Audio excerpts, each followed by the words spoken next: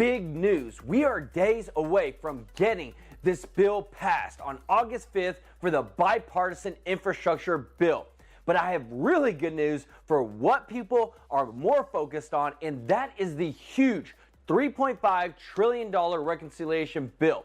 Now, this bill, with the more stimulus, $1,200 stimulus checks, $200 Social Security increase, and more money for the kids through the monthly stimulus checks. And right now, Schumer and Biden are pushing to unite the Democrats and bring this bill to pass in the next week, trying to get this done before the August recess for Congress. But we have more progressives in the House of Representatives who are looking to take this $3.5 trillion reconciliation package and make it larger with more stimulus, which we'll get to in just a moment.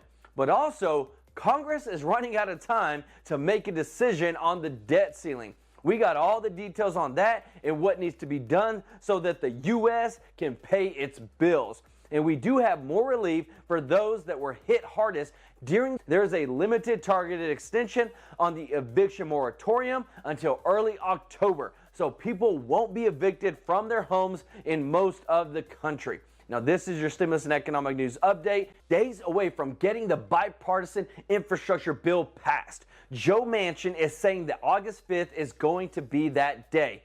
Manchin said they're drafting it, the text will be done. Hopefully, we'll introduce it today. We'll vote on it tonight. We'll start the amendment process, hopefully, but we want it to be done by Thursday. We want to move on. So they are moving fast and together on this $1.2 trillion infrastructure package because it leads them into the next bill, which is the $3.5 trillion reconciliation package. And August recess is coming up really quick for Congress. But Chuck Schumer has said that they're working through this recess till they have the bipartisan bill and the reconciliation package passed. Not just built, but actually passed. Chuck Schumer has pledged that both the chambers will pass both the bipartisan infrastructure bill and the larger $3.5 trillion budget resolution, which is the blueprint for a second, more sweeping infrastructure measure before senators depart for the August recess. Manchin and Susan Collins said they believe that the massive infrastructure bill has enough support to pass in the Senate, with Manchin saying that the chamber should finish up by August 5th. So we're not really concerned now about the bipartisan infrastructure bill, but now more focus is being put towards the next bill, which is the reconciliation package. This is going to be the package that contains what everyone is looking for, and that's a forced stimulus check. House Democrats already have their bill to tie the reconciliation package that would give out the new $1,200 stimulus checks to Americans, including those on Social Security, SSI, and SSDI. Also, they are pushing for an increase to the monthly checks for all Social Security recipients. This is huge because there's a ton of seniors that really need some help right now. But there is another part to this.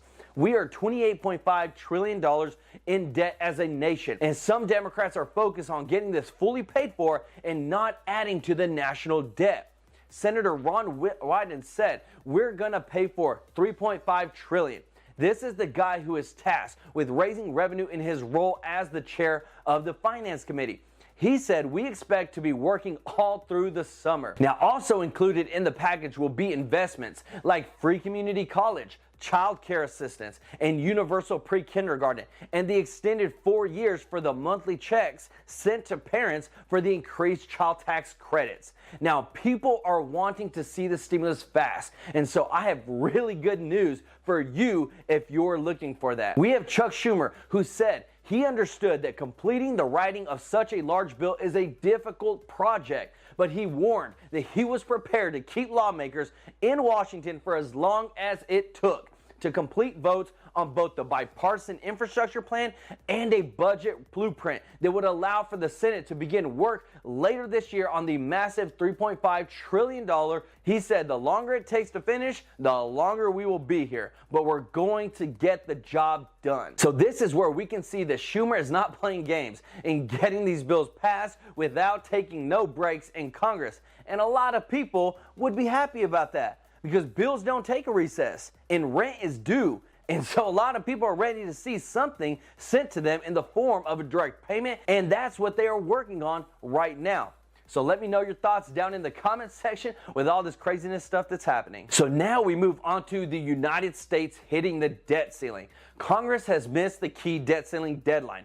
Now what? So lawmakers missed a deadline this past week to extend former President Trump's 2-year suspension on the nation's borrowing limit. The debt ceiling, which hit $22 trillion in August of 2019, is the legal limit on the total amount of debt that the federal government can borrow on behalf of the public, according to the Committee for Responsible Federal Budget. So once the suspension lifted, now the new limit was reinstated around $28.5 trillion, a figure that includes debt held by the public and the government. Now, Janet Yellen implored lawmakers to protect the full faith and credit of the United States by raising or suspending the U.S. debt ceiling.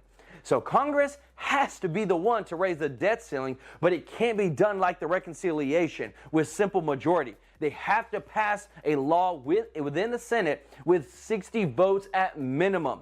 But in order to do that, they will have to get some of the Republicans on board to vote to raise the debt ceiling. But then Mitch McConnell, who is the leader of the GOP, of the Republicans, said, I can't imagine there will be a single Republican voting to raise the debt ceiling after what we've been experiencing.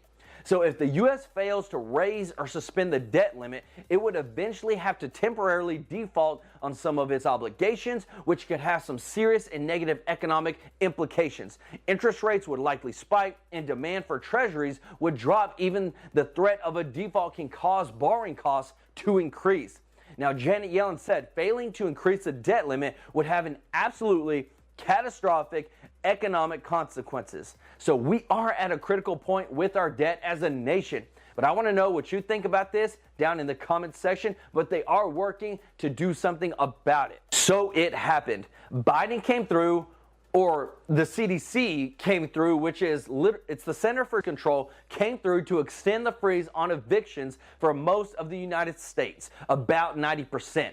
Now, I didn't even know they had the power to do that. But the U.S. Centers for Control and Prevention issued a fresh stop on certain evictions, saying that evicting people could be detrimental to public and would interfere with efforts to slow the pandemic.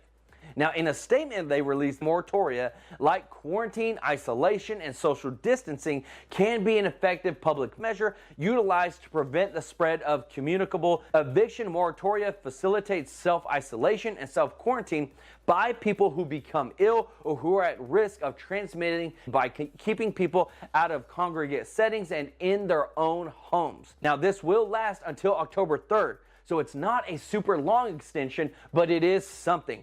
Now, there's both sides to every story. And the thing is that is getting most people is that there is literally $46.5 billion of rental assistance from one of the last relief packages that was put out for rental assistance to help people pay their rent. But that's where it was up to the state and the local governments to send out those funds to help people pay their rent.